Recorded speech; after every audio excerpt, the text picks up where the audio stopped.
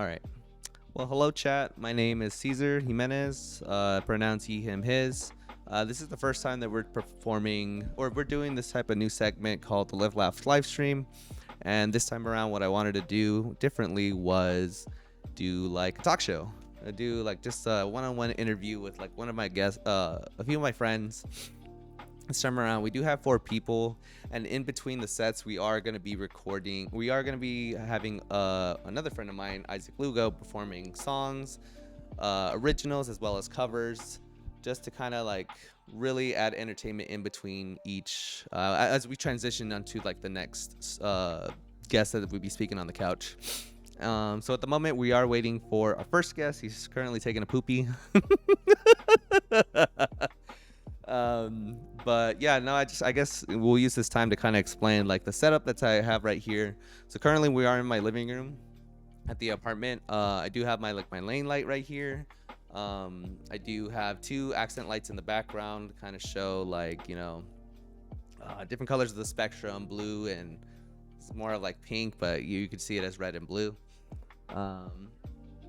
As well as I wanted to add like something different in the background, like having a, what is it called? Having gameplay. Yeah, exactly. Something happened on stream. I can't really see what happened. But yeah, no, this is something completely different. I'd love to keep doing this in the future. Whether I have like future guests, future, creators, maybe even just having like directors, actors, kind of similar to like when any other talk show host does. Just so I can meet like more interesting people and get like their stories out into the world. Yeah, that's my whole monologue for all that. So now again, we are just currently waiting at the moment for my friend to come out of the bathroom. I know, right? Unless we could substitute it. No, because I already have all that stuff set up for him. I don't know. Oh yeah, so currently I can tell you the list of guests that we have tonight so far, just in total. So my first guest would be my cousin Brian Carrillo. He's the one we are waiting for at the moment. We have other guests as well as twitch.tv/Goosey. My other cousin, as well as my friends, NefJeff95 on Twitch, his tag on twitch.tv, as well as super_gamer635. Did I say that right?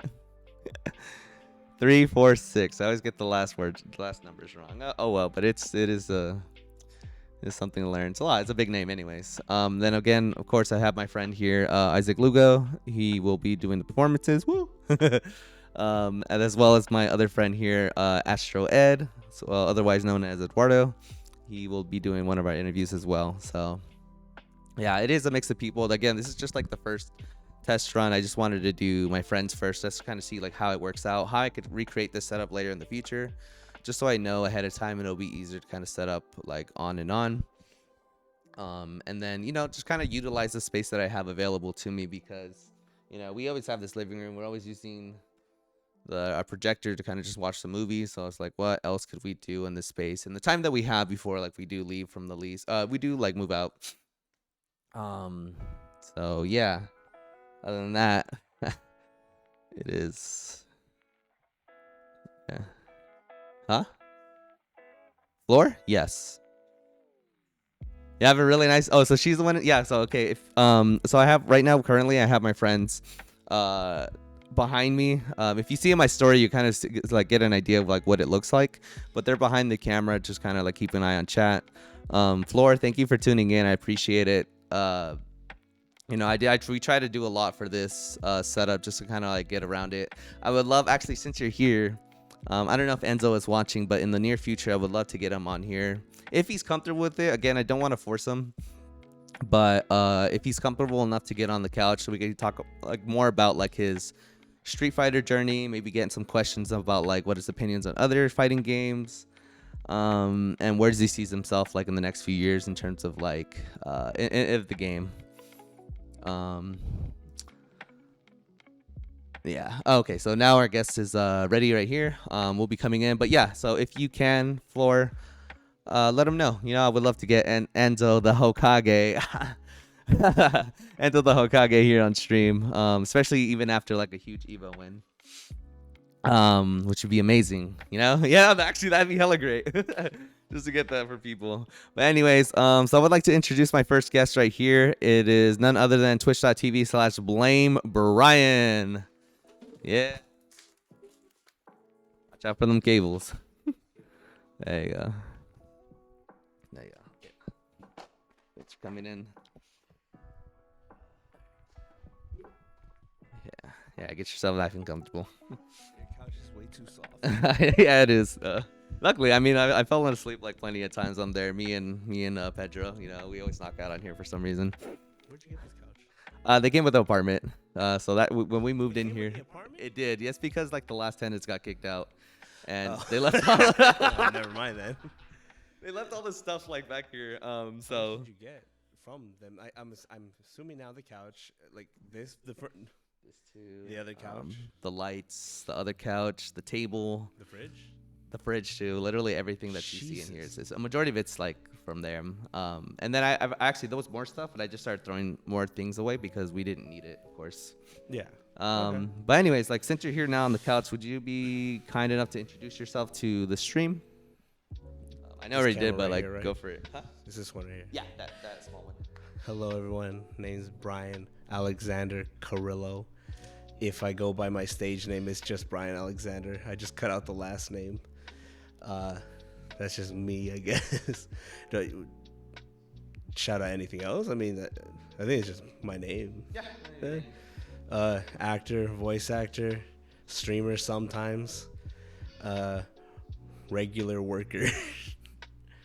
All right. Nice. All right, cool. So anyways, again, I think I mentioned this question to you last night, and this is the one that I do want to start off with because I'm a little more curious on like. Damn, you just want to strong out front of the gate. Yeah, why not? Go for it. Or if anything, we could probably ease our way into it. No, you're fine. First of all, Whichever one. no, good spot. First of all, let's talk about your choice and background and why you chose Crash Bandicoot for like just our scenery in the back. Crash Bandicoot is a game that I grew up with from like ever since I was a wee little lad to probably middle school, I think, because they don't make any more. And during the time from middle school to high school, they didn't really make anything. Mm-hmm. And when they did, it was like some weird reboot, and it was shitty and terrible. But overall, the game itself is just very Mario coded. I'm trying to stay within the mic. I'm in. Because I also want to look at it. It's very Mario coded. This is supposed to be the mascot that beats like Nintendo, because Nintendo had Mario. But as a kid, I didn't know what the fuck any of it was. I just knew, oh, this is an orange wacky dude. I love this guy.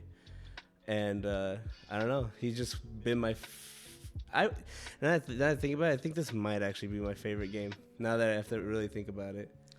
Before you had came in, I was talking to him about like our one summer when you just came over with your PlayStation. Oh. And you were like, dude, let's just play. And then we literally played from like morning to like sunset. We were trying to beat it. Yeah, and we did. I think we did. No. No, we did. It's just that like it makes me. I now realize how amazing it was as me as a kid playing this game, because it's like, oh sure, it's a goofy little game. Wow, look at it. He's just jumping on skunks. This game's fucking hard. Yeah, it for is. no fucking reason. And especially like I have little glimpses of me. I said it to them earlier that I didn't know how to save my game. So I remember getting to like real far points in the game, and I didn't know how to like when we were playing it. Yeah. I was just remembering like, holy shit, we're struggling. And not only that, we played Destroy All Humans as well. I remember we were playing that in the garage. Oh, that was at other house. Are you sure it was not the same one? It wasn't the same day, I would say. I remember that day specifically. We just played the third one and we just grinded it out the entire day. But either way, yeah, we did beat it. I'm pretty sure it was the first one. Look at that guy. He's amazing. Nah, he is. It also kind of makes sense why my humor is the way it is. But yeah. Can you go into more to detail on that or no? I just like Looney Tunes shit. Looney Tunes? Things that are dumb, wacky, and doesn't make sense. Mm-hmm. Like when we were just talking about the whole interview thing, like you didn't know too much about late night hosts. Yeah. I kind of know a bit about it. And Conan O'Brien, he fits this dumb style of humor. His is more old, I guess, old fashioned. It's like Yeah. Three Stooges kind of, but it's just dumb and wacky vibes. I've always loved them. I'm glad that you brought up Conan O'Brien because that was something I wanted to. I know we talked about it the other day, but I was hoping that you'd say it also with the stream as well. About your appreciation for like late night shows and specifically for Conan O'Brien. I mean, when in around high school, I think this is when he started going on to TBS. He was the first late night host like I've ever seen. I had DirecTV like basic cable, I think. I can't remember. I just know I didn't watch like the quote unquote popular late night hosts, which would have been the Jay Leno or the David Lettermans. I didn't watch any of them. I only knew Conan because he signed on to he took a budget cut or like a pay cut. So he took a real big risk to join TBS because the head, I think CEO or president of it at the time, basically told him, come on to our show. We'll give you that time slot that you wanted at the original late night. And we'll let you do whatever the fuck you want. And at first he said, he was like, we're not going to TBS. But then he ended up eventually just doing it. After it was like a whole thing. But he was the first late night host I ever saw, and he was just always, to me, he came off as very genuine, funny. And anytime I see him do now interviews, because now he has a podcast and I listen to it quite a bit, he just seems like the most genuine dude on the planet. No, it seems like it. I've watched a lot of his content on like YouTube. That's kind of where like most of my exposure of him comes from. Yeah. And like it's very genuine. He doesn't seem different from like on stage to like even just like a regular YouTube video. It's like the same person all around, and sometimes you kind of see like those different type of faces when it comes to celebrities. So I'd say like I wanted to ask, what's your I guess most favorite piece of work that he's done that you find most impressive? Probably his skits. Like him being a host is really like he's just really fucking good. Like he there's like people that make YouTube videos of like dissecting interviews and all that, and they like to point out that he does a really good job bringing in new guests, like let's say new stars that don't know what like how the whole interview talk show kind of thing goes. He does a really good job in like saving them and making them look good. Ooh, okay, yeah. Where like other hosts will probably maybe fail in that sense, but he does a really good job in just making them feel welcome and making them feel like they're still kind of in control, even if they're not. But beyond his like actual skill as being a good interviewer, it's just his skits that he makes that are just so dumb. I was showing Jose this dumb skit that he had way back in the day, where it was a door salesman that would always come in, because he would have a bunch of skits that would repeat every so often.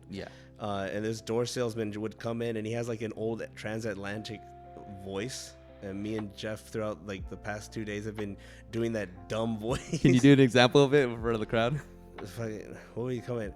He would come in and knock on the door and be like, well, hello there, little girl. Is your parents at home or something? And like and Conan would just be like, I'm not a little girl. And he'll just come in and it's just such old-timey humor that these bits don't make sense for, I don't know, like maybe like the general audience, but it just tickles my funny bone. And obviously it tickles, a certain crowd because he's very, really, really popular. No, exactly. But no, his skits, I'd say. Besides anything, what was the original question?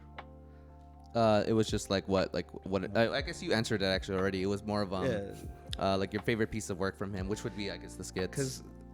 Because he mainly does like talk show hosts and all that. Like he was a writer on The Simpsons and SNL, but like I didn't really watch him during those times. Those like he was really young. I was a fetus or something. I had to have been a fetus. But as of late, I've just been following. I just continue to follow him. I hope one day to be interviewed by that man, or at least go on his podcast. It would be my dream. I'd probably cry. I mean, I feel like anyone would meeting their hero like that. And I guess that we can actually bridge on to I'm gonna just say this real quick, Conan. I may like you so much, but you're not my hero. Okay, yeah. That's my bad. No, don't worry about it. I just think it would be funny for him to one day pull this up and be like, "What do you mean?" No, my bad. No, actually, that would be great. Mid interview, just like pull up this random clip. But, yeah. So I guess what I wanted to ask right now was more of like, before we answer the question, I was hoping somebody can keep a track on time. I did keep the slots for 30 minutes. I don't know how long it's been. I know we started kind of like We've gone over. No, I know we started like way into the stream, but we were waiting for him to come on. This is bad time. Can I get? I want to say it was like on the counter. 10 minutes. It's the coldest. Because I remember it's like not open. Yeah. Can you get me one in the fridge, please? Huh? There should be one more in the bottom drawer. Okay. Just so I kind of wave around because it's kind of hard to see with this light. It's difficult. But anyway, so I apologize for like kind of taking a pause on that. But what I wanted to ask You are now, A-okay. Thanks. What I wanted to ask was specifically like your voice acting career as well as your acting career as well. I know you started recently, or not started, but you were part of a game launch, or you were part of like an indie. I was a part of one game that I worked on in 2020. It was either 2021 or 2022, and then it officially finally got released, I think, this year. Mm-hmm. It was called 3 Minutes to Midnight.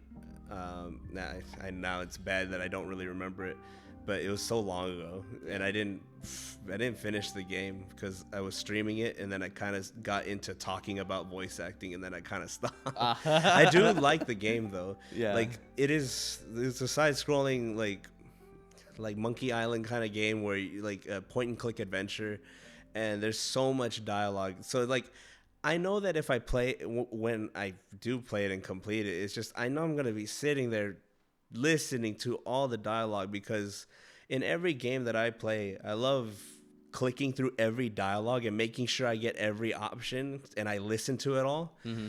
And it's gonna take forever. So I'm kind of like low key been avoiding it. It's a lot. Yeah. And it's just goofy, dumb, fun humor. The things that I already was into. Yeah. Where they'll like banter with each other and it just doesn't make sense, or it's just goofy. And I'm just like, for me, it's funny, but I'm not 100% sure if like a bigger audience would like really like it as much. I would hope so. What I did on it was very small compared to like all the other voices that were on there. Of course. So I appreciated the opportunity to even get on it. I remember like, especially this was like the first thing I ever got that was like an official anything, getting paid for it. And I didn't know what I was doing at all. Like I had like, one USB Blue Yeti mic and like still currently using, but I didn't even know how to like suppress the noise in the background and make sure like the audio came out clean. So I remember sending out everything that I had just done, and I put a lot of effort into after the audition and after the finding out what voice they specifically wanted. Then I recorded everything and then I sent it out, and I remember them sending it all back and saying, yeah, it's shit. It's not good. And I was like, oh, I was just not devastated, but I was like, fuck. Because like I think after because I sent it once and then I sent another one because I'm like, okay, maybe I fixed it now. I didn't. After the second time, I was like, shit, I think they're gonna just cut me entirely. But I don't remember like if they told me or if I found out. Then later on I found out how to like just cut out like the background noise and make it much cleaner. And then finally I sent it out, and finally the ball was continually rolling, and it was no longer, hey, all this audio fucking sucks. Now it's okay, great. They took a large chunk of it and they only wanted me to correct some, because the character is a Spanish speaker. Can you do an example right now of that? And not the voice? Yeah. I can't do it off the top of my head. I'd have to like remember it. He probably talks a little something like this. For generic, I guess, Mexican guy. Yeah. And that's just how he spoke the whole time, which was fine, but like there was sometimes he would say words that were in Spanish that I don't 100% know how to pronounce. So they would just send words like or certain lines back and say, we need you to say it this way, and then they would like kind of walk me through exactly what they wanted, and I'll be like, okay, I did it. It's interesting when you're joining a project, something new, something you're passionate about. It's really forcing you to kind of like learn new skills and like just so you can complete like whatever you need to, and which I've actually been a little bit curious on like what's led you to doing voice acting, because I've noticed like a lot that you like to do like different voices. Like, you know, when did that start? Like childhood? What got you to just do? I think it's voices? gonna also come back to like not this, but like Looney Tunes. Oh, I don't know why. It's just Looney Tunes. The way like everyone just was so funny and so weird. But then like not only like that was like probably the start of it, but then as like I grew up, I watched a lot of cartoons. You watched a lot of cartoons. It was a big part of, I would say, our upbringing. Yeah. So like Adventure Time, Invaders Zim, like all these cartoons that were just like very hilarious. But like I didn't really know that like, you know, it's a job. It was only when you would see like behind the scenes clips of people in booths. And it's like you're seeing just this random ass dude playing this character that just does not match the person. So like the guy that plays I was gonna say Tom Kenny, but Tom Kenny playing SpongeBob, it just kind of matches. And then but you get like there's some character or some people that like just don't look like they can make a certain voice. And I've always just loved that you can just disguise your voice and you can mold yourself into any role as long as you obviously pass the audition and, you know, get casted for whatever the character is. Yeah, of course. If like, I don't know, if I get like some random soldier like up 2 3 4 up 2, like if I get a soldier guy, I'm like, oh sure, fine, I look like I could possibly play something like that normally. Yeah. But if I get like a little guy, a little crazy little creature, I would love to do more of that. It's just so, to me, it was just such a world that I fell in love with. Like I fell in love with it, and then acting in general, like I just love the whole you're playing something that's not you. That's just it. This is really all that there is to it for me. Jeff, let me get that water, please. We need a water break. So I'm glad that like, one of the final things that you just this? You're right. Oh, it's yours now. It's mine now. I guess we should start putting get our permanent marker onto this.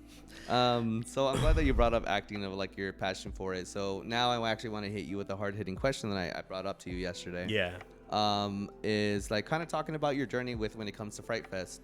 For those of you who don't know, like Brian had been a scare for since 2018. I was a scare actor since like 2016 all the way till 2024. Yeah, 2024, and this is the Six Flags here located in Valencia.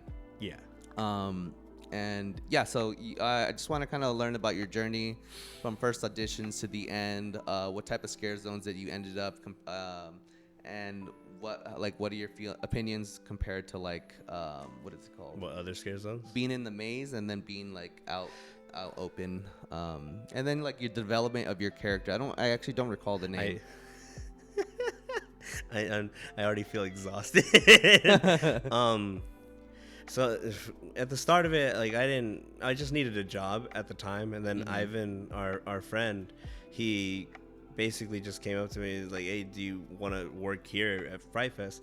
And I was like, fine, I'll give it a shot. And he said, I think he also like mentioned like, yeah, it's, you know, revolves around acting, so it's like something you want to do, like might as well try it. And I was like, yeah, sure. So good friend. Eventually do it. At this time, I think me and Ivan's friendship were not like, we weren't as like, to me, it wasn't as strong as it is now. So like riding with him, I'm not gonna lie, I was kind of like, I'm scared. Okay. But through the drives back and forth from Six Flags to, I got to know him a lot more, and I love him now to death. You can't leave me. But Fright Fest, at the start of it, the auditions, I failed the first audition. I'll run through auditions first. First audition, I failed, so I got put into a maze. The next year, I did it again. I failed it. It's a lot of just then the third one, the third one, I also failed it. I failed the first 3 auditions for like each year. Mm-hmm. So 16 fail, 17 fail, 18 fail. Then 19, I passed it. And it's only because like the first 3 I was so in my head and so scared because it's such a weird, unique experience. You passed it your first fucking time. Yeah, I know. Yeah, really good. For me, I was just like, as growing up to as a kid to then that point in my life, I was just always afraid of these kinds of things. Yeah. So being outside of who I normally am, Mm-hmm. I feel like I'm pretty much, at least back then, I was much more reserved than I am now. Before you continue, would you be able to give some context on like the audition itself, like what the process is and what's required of you during the audition, just to let the viewers who don't know like the process. Audition changes sometimes. I think now it's kind of been the same, but what it used to be, it was like they would kind of throw curveballs at you. So I remember one time it would be like you would have to come up with a character, and then they would say like switch, and you'd have to do another character. Mm-hmm. So you would have to have 2 always like in your back pocket, and they would always say, or they would always make sure that no, you cannot do typical witch, you cannot do a typical zombie, you cannot do typical werewolf, none of the classic monsters, because it is a boring thing. Last thing you want to see is someone, I don't know, going on all fours howling at the moon. It's kind of awkward. And then you see a lot of the times you'll see people that'll you'll always hear it in every single audition, you'll hear someone doing a clown laugh, depending on if they like it or not, but usually they don't. Mm-hmm. Or someone being a witch, also that is a thing that people would end up like kind of defaulting to. Yeah. But it's just never what they were looking for. They basically just wanted to see you be comfortable in your surrounding. Oh, okay. So you just have to be more out there and not be afraid to move around. Yeah. Which I learned that on my 4th audition, but that was just kind of me saying, fuck it. I remember when I was like, at this time, I think I was living in a hotel because our house had, it was like there was an infestation of like a cockroaches. Yeah. And I had to live in a hotel. Mm-hmm. I remember in my room, I was just practicing. I was so in my head, I'm like, I'm just going to be a T-Rex. Oh, really? That's what you did? It was the essence of a T-Rex. I obviously wasn't going to sit there and go, no. I walked around with the idea of like I'm gonna be as intimidating as a T-Rex. Mm-hmm. So you know how T-Rexes are like very like they stomp heavy, they're very big, larger than life, and when they're or dinosaurs in general, they turn their head, they're like moving their like whole like body. Yeah. Essentially, I did that, and I just turned it more into like a monster, and I ended up getting it, and then I was in Demon Door. Demon Door is like after that. And then after that, I finally got into this new zone. It was the same spot, but new zone, it was Devil's Triangle. And then I got to be a part of the live show that they created for that. No, that's amazing. That's actually a great step up. Yeah, it was fun. This knee feels it every day now. You never wore any knee pads to kind of. I know some of the scares when I was the year that I did it, a lot of them had brought knee pads with them, especially because some of them were sliding. Yeah. Or just kind of like walking around their knees or something. I forgot what it was, but the people that brought like knee compressions and all that things to help them, yeah, they were smart.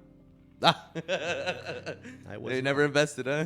No, I never did. I don't know why. I just always never invested in any of that kind of stuff. As much as I wanted to, I was like, by the time I got out of like working Fright Fest, I was always so fucking exhausted. I just went home and slept and then repeated it every single time. Yeah. I wasn't gonna go to the store. I was like, I'm too tired, and now I'm paying the price of it. Oh my gosh! So you're feeling all around your body then now.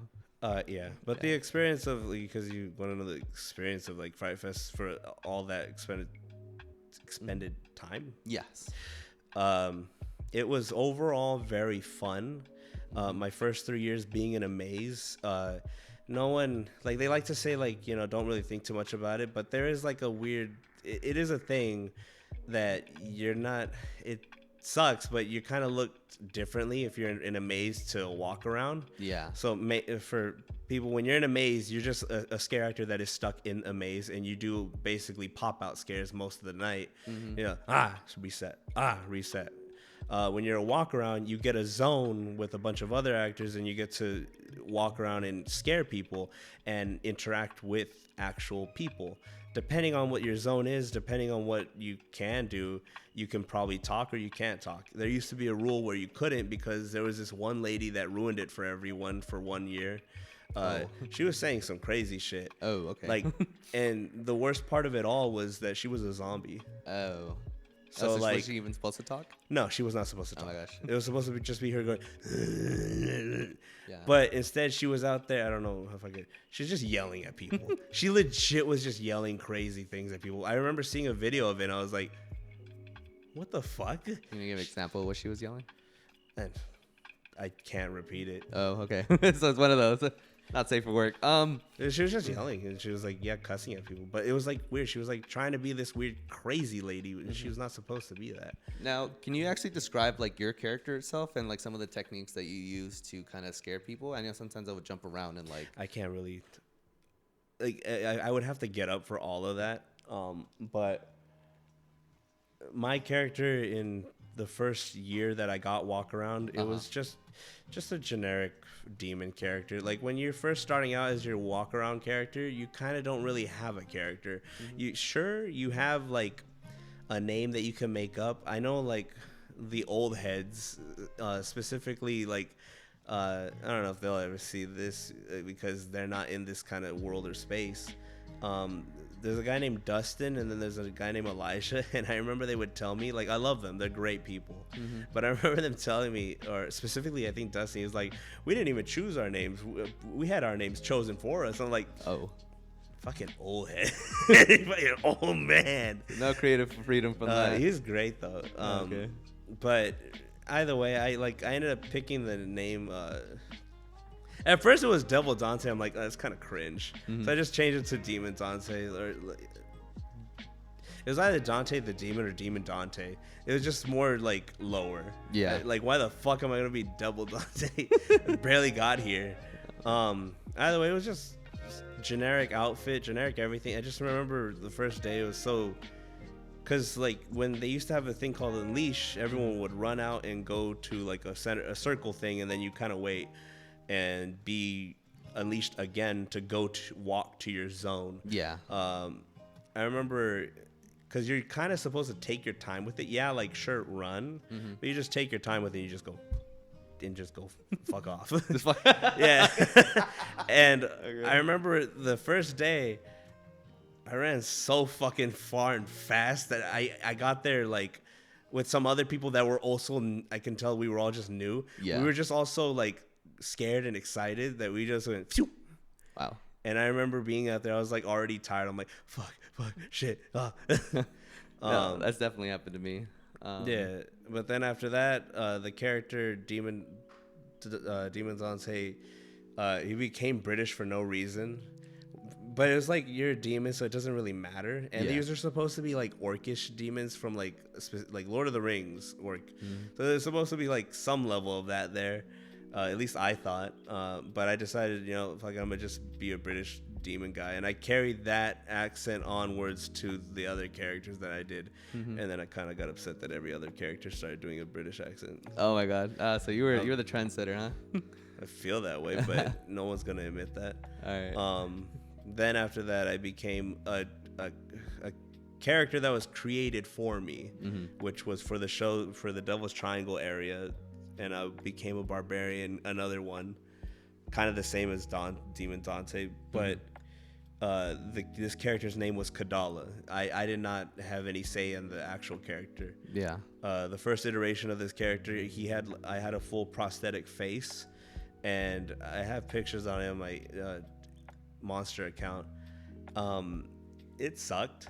It was like this weird fish gill character. It was like very smooth. Yeah. And like eating with it was so difficult, like because it overlapped your mouth a bit, and the top part of your mouth was like this. Yeah. So it just like.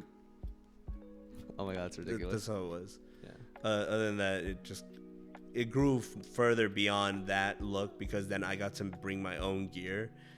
Because we weren't doing the show anymore, and then the character officially became my own character my last year, and I got to have like my own like really much better look than what I'm gonna be honest. Six Flags does not provide the best like in costumes. Not to throw shade, especially to like Kevin. He's an amazing talent there, but I don't they don't give him enough resources to make like costumes be as great, and not he needs more help. Yeah. I'll miss that guy. I love him. Understand that. Well, thank you for that. I'm glad that you brought up your journey. Unfortunately, we are running out of time. So what I wanted to do was just kind of like do a switch around on our chairs, and we're just gonna be sitting from a different perspective, and then we're gonna ask about you. What are you working on? That's kind of like the whole end segment for our stuff. Yeah. Before we do that, I just wanted to give you like any final words for people who are kind of like interested in like auditioning for like Six Flags or any other type of scare work. Before that, real quick, you said we're switching. Yes. Oh, I thought we were gonna have them, and then you would be the very end. Oh no, you'll be sitting on the chair right here. Okay. Yeah.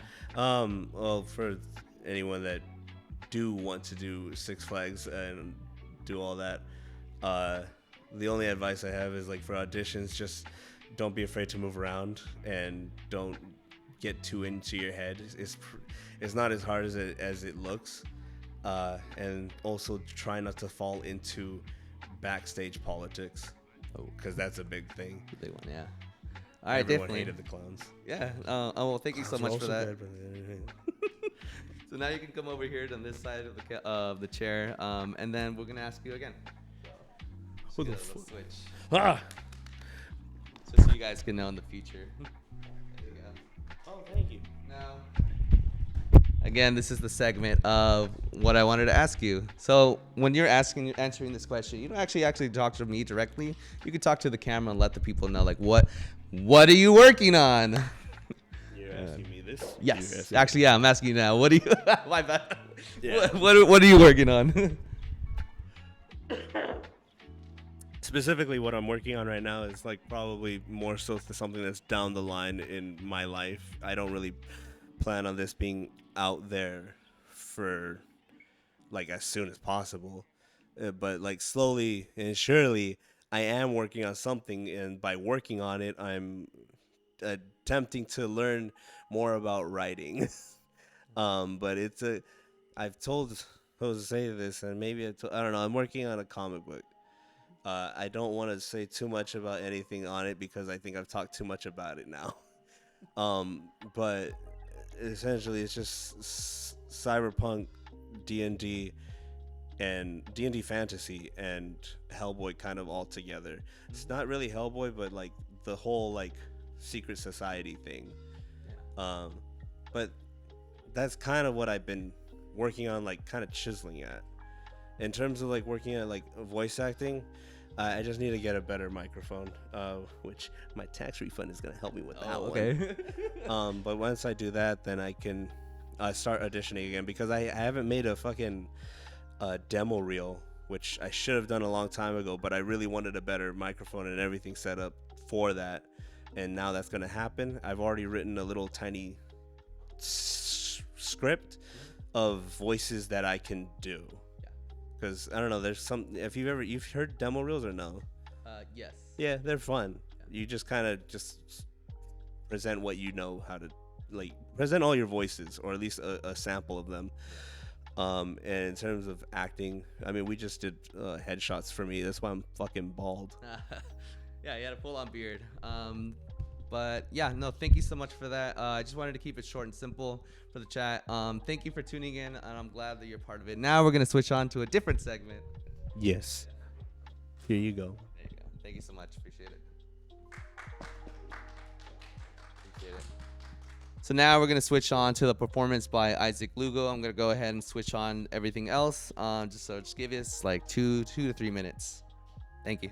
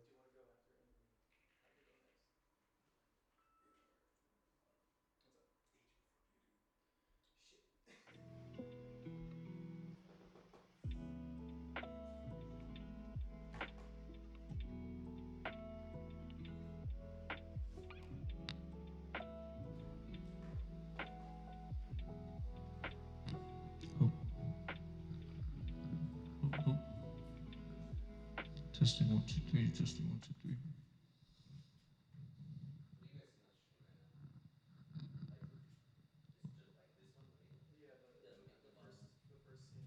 What was that?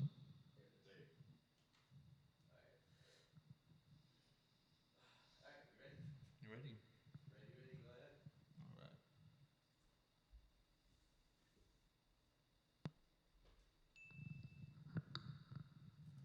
Good afternoon. My name is Isaac Lugo. I'll be your special performance guest tonight. So relax, sit back, catch a vibe.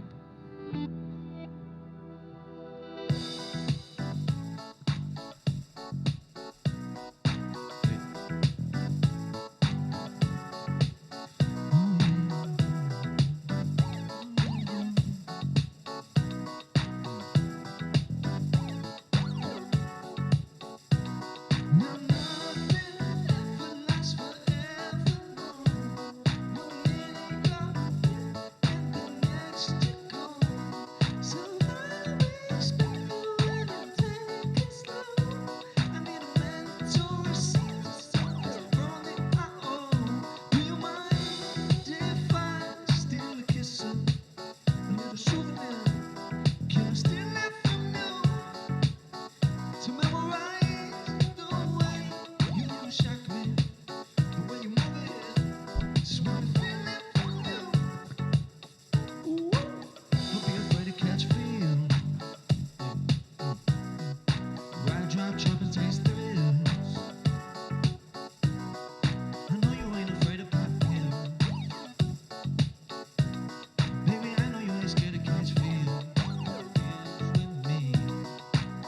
I'm your window shopper, sucker for your love. Oh, I'm wearing your goggles, virtual.